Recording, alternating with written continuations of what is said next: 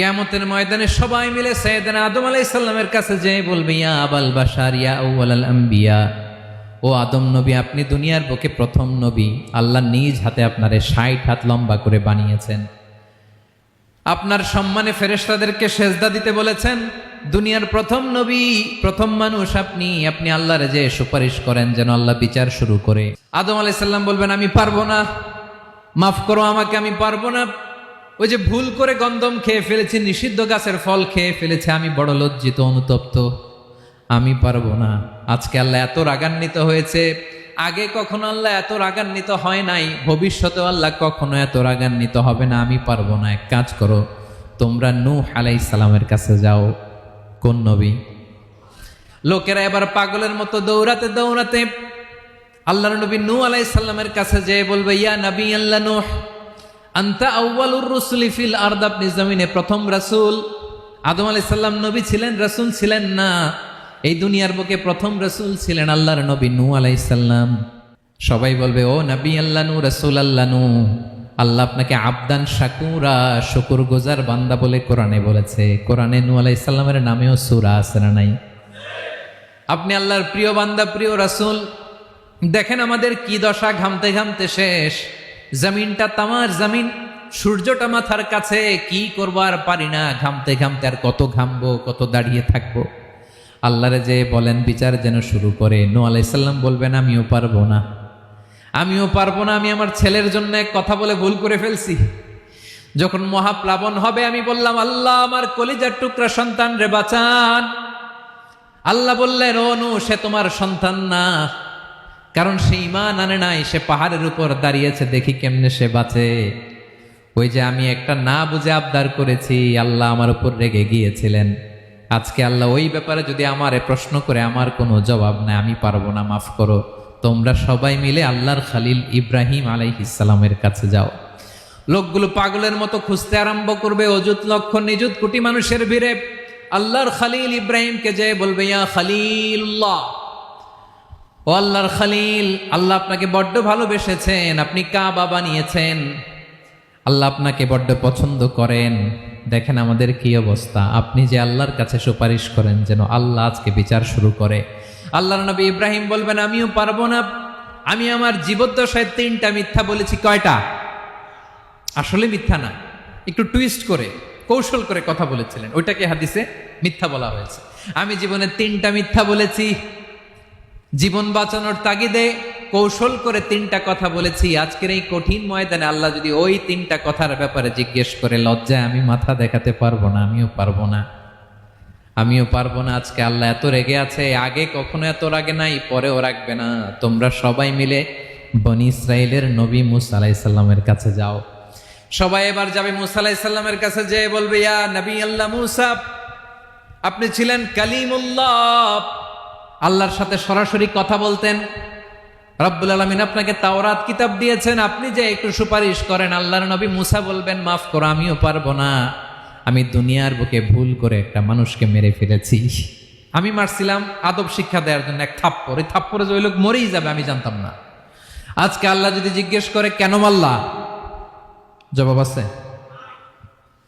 ওই লজ্জায় আমি অনুতপ্ত, আমি পারবো না, আমার এই কথা বলো না। আজকে আল্লাহ বড্ড রেগে আছে, আমি পারবো না। তোমরা আল্লাহর নবী ঈসা আলাইহিস সালামের কাছে যাও।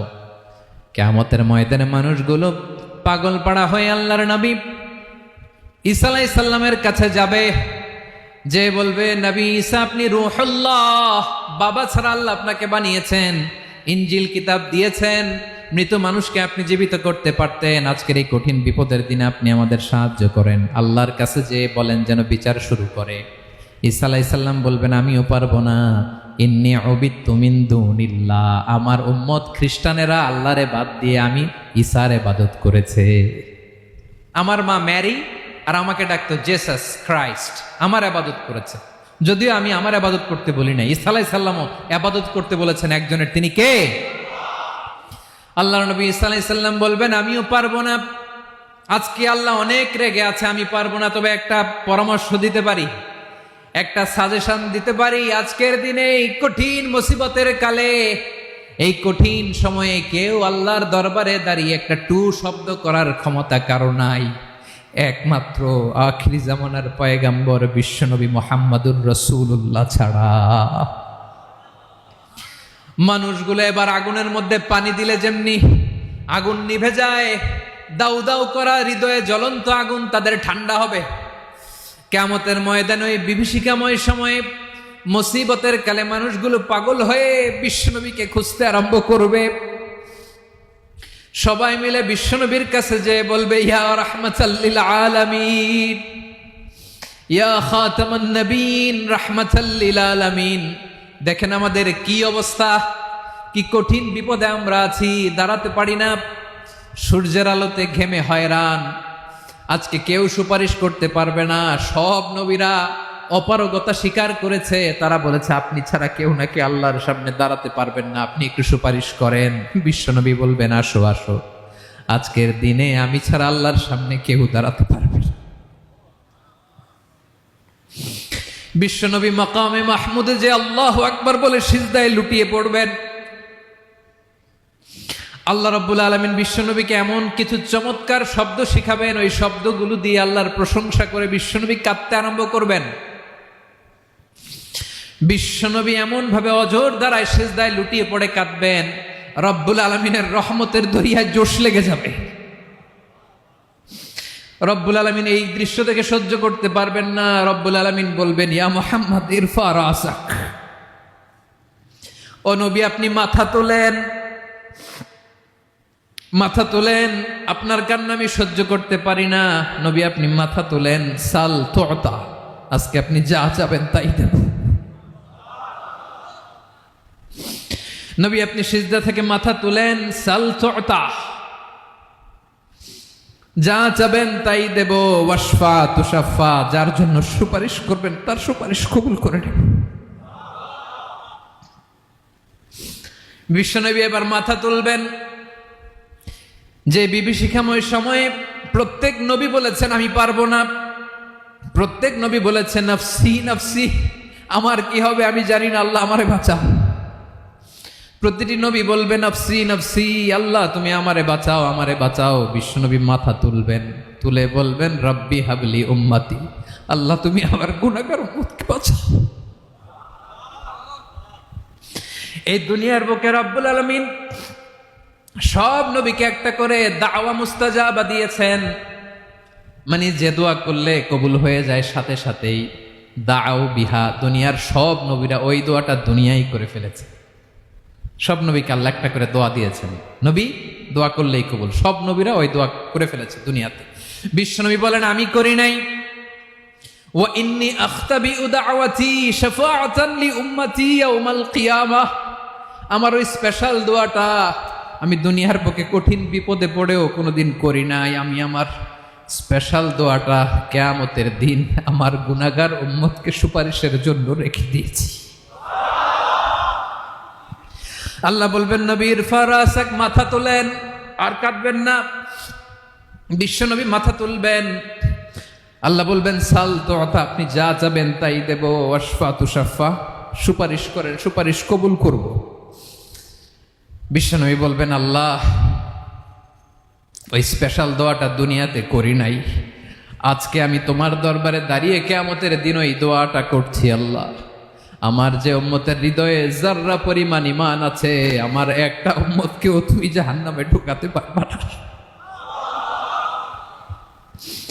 বিশ্বনবী পাগলের মতো একবার হাউজে কাউসারে যাবেন, একবার সিরাতে যাবেন, একবার পুলসিরাতের দিকে, একবার হাউজে কাউসারের দিকে পাগলের মতো দৌড়াতে থাকবেন, তার কোনো গুনাহগার উম্মত যাতে জাহান্নামে ঢুকে না যায়। সেদিন কেউ সুপারিশ করতে পারবে না বিশ্বনবী ছাড়া।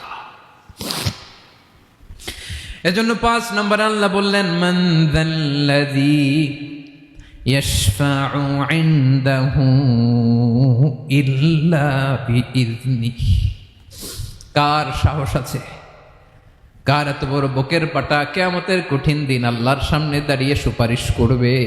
কারো ক্ষমতা নাই, কারো ক্ষমতা নাই। বিশ্বনবী সেদিন সিজদায় পড়ে উম্মতের জন্য কাঁদবেন, সবাই কাঁদবে নফসি নফসি, আল্লাহ আমারে বাঁচাও, আল্লাহ আমারে বাঁচাও। বিশ্বনবী বলবেন উম্মতি উম্মতি, বিশ্বনবী আমার জন্য কাঁদবেন। আপনার জন্য কাঁদবেন, আমাদের জন্য সেদিন কেঁদে কেঁদে জাহান্নামের দরজায় দাঁড়িয়ে আমাদেরকে টেনে টেনে জান্নাতে ঢুকাবেন। এজন্য এই বিশ্বনবীর ভালোবাসা যেন আমাদের হৃদয়ে ভরপুর থাকে। আমার ভাইয়েরা, প্রতি শুক্রবার বিশ্বনবীর উপরে বেশি বেশি যেন আমরা দুরূদ পড়ি। আমরা যখন বিশ্বনবীর সালাম দেই, দুরূদ পড়ি, একদল স্পেশাল ফেরেশতা আছে যারা বিশ্বনবীর দুধটা নিয়ে সরাসরি বিশ্বনবীর রওজায় যায়, যে বলে অমুকের বেটা অমুক আপনারে সালাম দিয়েছে। বিশ্বনবী নিজ কবরের থেকে নিজেই সালামের উত্তর দেয়। বিশ্বনবীর ভালোবাসা যেন আমাদের হৃদয়ে থাকে, বিশ্বনবীর সুন্নাহ দিয়ে যেন আমাদের জীবনটাকে সাজাই। পারা যাবে ইনশাআল্লাহ। বিশ্বনবীর ভালোবাসা ছাড়া কেউ জান্নাতে ঢুকতে পারবে